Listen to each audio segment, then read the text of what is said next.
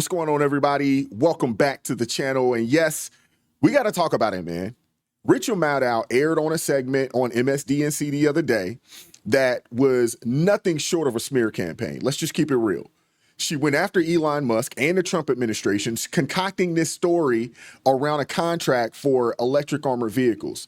But the way that she framed it, the way she framed the story, made it seem as though Musk is trying to recoup money for allegedly helping Trump get elected, painting it as some form of quid pro quo.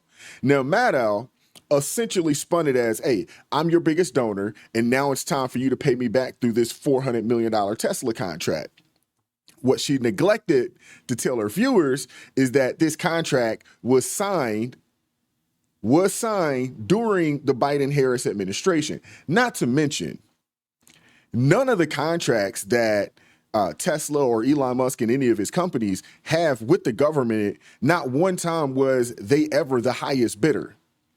But yet, this is just another example of the kind of deceptive journalism that she engages in, and so many other quote-unquote journalists from the left and legacy media, where they push a political agenda under the guise of quote-unquote reporting. We got to get into it, man. Like, share, subscribe to the channel if you haven't done so already, man. I appreciate you guys supporting me.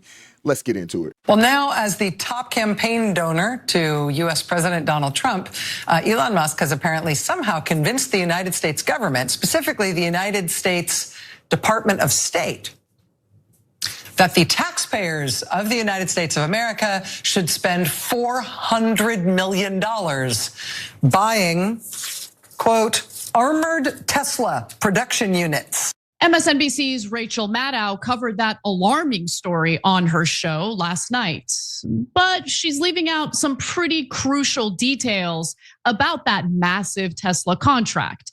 And we'll tell you what the details are after you watch the rest of what she had to say. Since I think the only supposedly armored production vehicles Tesla makes are these hilarious trucks, this really appears to be the State Department announcing, putting in writing that it's going to spend $400 million buying these paperweights from Elon Musk. This is a line item in the latest procurement forecast for the U.S. Department of State. The laugh doesn't even sound real. Everything about that lady is phony as all get out, man. 30 million doesn't get you a whole lot in this day and age, huh? See the NBA. This is where the story actually takes some twists and turns. And I would venture to say that the producers over at the Rachel Maddow show on MSNBC were fully aware of the dates involved on this procurement documentation. So bear with us as we go through the details. Ryan Grimm of Dropsite News first reported on this contract yesterday, but what Grimm reported is a little bit different from what Rachel Maddow reported. So let me give you the relevant portion of Ryan Grimm's reporting here, where he says that the State Department's procurement forecast, revised as of late December 2024, lists Tesla as the recipient of the largest expected contract, with Marco Rubio's department planning to buy $400 million worth of armored Tesla. The procurement forecast is listed as having been modified on December 13th, 2024, a month after Donald Trump's election. It was a month after Donald Trump's election, but it was obviously before he had been inaugurated, before he was officially in office. In other words, the State Department would have issued that contract under Biden's administration. So I'm sure Rachel Maddow is going to correct that on a subsequent broadcast. I can't wait to see it. But after Grimm's initial report, the Trump administration did something interesting. So Grimm reported this morning, let's take a look at this. After Dropsite News revealed Tesla was forecast to be given $400 million contract for armored Tesla, the State Department altered its spreadsheet to obscure Tesla's role. Metadata shows the spreadsheet was revised several hours after our story published. And the twists and turns don't stop there. So after that post, the State Department reached out to Dropsite News directly which sounds kind of scary, but it's not, because they wanted to say that the Tesla contract is actually now on hold.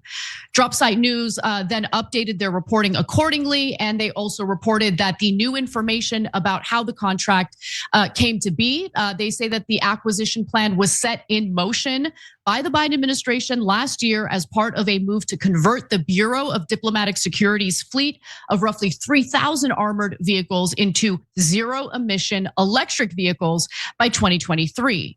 And in April of last year, the Bureau of Diplomatic Security issued a request for information to see which electric vehicle manufacturers would be interested in taking on that request. Now, according to the Trump State Department, only one company showed any interest in this contract, and that one company happened to be Tesla. The State Department stated that the next step in the process would involve an official solicitation being sent out to vehicle manufacturers to bid, adding that, however, the solicitation is on hold and there are no current plans to issue it. So, Cenk, what do you make of this story? All of it, because there's some suspicion that the Trump administration is going to give Tesla that contract anyway, but they don't want it to appear as though Elon Musk's conflict of interests are playing a role in the decisions that are being made in the Trump White House. I'm curious what you think. I'll say this. It sounds exactly like what the Biden-Harris administration wanted to implement. They wanted to go to this zero emissions. They wanted everybody moving over to electric vehicles. So for them to put out a contract like this, and for Tesla, who is, one of the leading manufacturers in the country when it comes to electric vehicles, and then they've come out with this truck that I'm not that big of a fan of. I don't think it looks nice. I've seen a multitude of them, out and about. They're not the nicest looking vehicles, but for what they do, I mean, I guess they're, somewhat, practical, but I could think of a couple different directions that I would want to go. And it seems like the people that have bought those things is really just a flex to say, hey, they bought, one of these trucks. It's not so much of the practicality of it or the use of it. That's neither here nor there. But the contract, Tesla winning the contract, it sounds 100% in line with what the Biden-Harris administration wanted. And this whole Green New Deal and moving everybody to electric vehicles and electric everything. Although they won't tell you where the actual electricity comes from, which comes from natural gas and, other, fossil fuels. So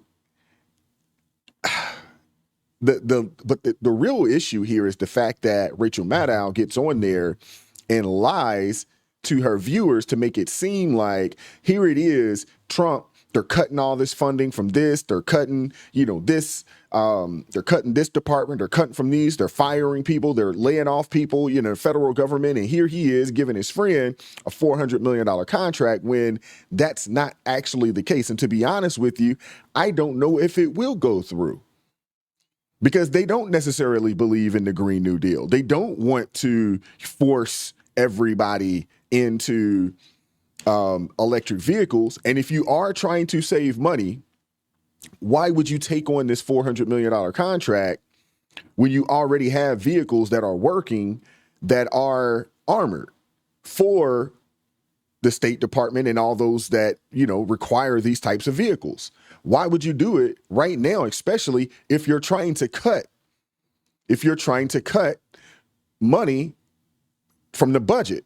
Why would you do it right now? You have to ask yourself. So the contract's on hold. I don't think it's going to come back. And honestly, I don't think it should come back. And if it does, maybe that's something we'll talk about later down the line. But this is just another sign of legacy media and people like Rachel Maddow and so many others, Jen Psaki and Joyless Reed and so many others over there. It's an example of the lack of journalism and the pushing of propaganda to make their side look better or to make the other side look worse than what they actually are. But But I want to hear from you guys. Let me know what you think about this. Like, share, subscribe to the channel. Shout out to Anna for calling it how she sees it. It seems like after her traumatic experience with an illegal immigrant, we won't get into her story too tough, but it seems like she has started to come to her senses. And I don't think she's a conservative. I don't think she's on the right, but I do think that she probably voted for Trump. I do think that because she's out of her own mouth said that these Democrats, they have lost their daggone minds. They're crazy. But I want to hear from you guys, man. Leave me a comment. Make sure you turn those notifications on. Click the all button so you never miss an upload. I appreciate everybody that supports the channel. If you'd like to go the extra mile and support the channel financially, consider joining the ARP family, super chat, super thanks, or you could buy your man a coffee. Link in the description box below. I appreciate the support. Keep God first in your life. Stay prayed up. We'll catch up with you all next time. Peace.